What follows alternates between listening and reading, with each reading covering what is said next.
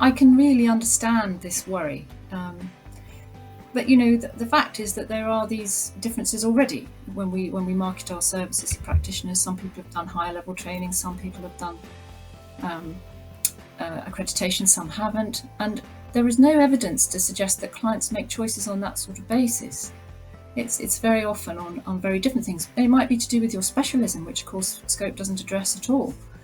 So I think it's a much more complex landscape than saying that clients will just look at what column people are in and want the best. And in fact, that's a question that translates through to services as well. There's been concerns that services will only want to employ people in column C because there's a perceived hierarchy. But the evidence when you talk to service providers is that actually what is helpful to them is the transparency.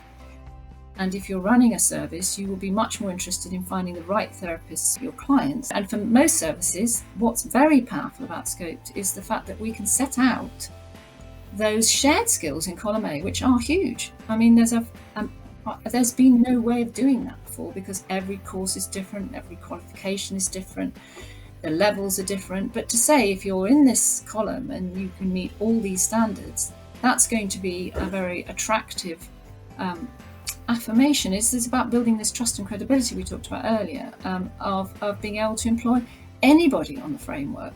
And yeah, you might want a couple of people if you were running a huge service across other columns, but I would imagine you would be very happy to employ anybody on the framework as part of your general service offer. And again, that doesn't cover specialisms. We know that lots of services are interested in people's specialisms, working with domestic violence or children and young people, or all the myriad of specialisms that you have. Coaching, is another area that's very important. So it's not going to be a blunt instrument that just says people are going to want, folk in column C, because as you can see for yourself, some of those competences aren't necessarily required, and many others will take a higher priority.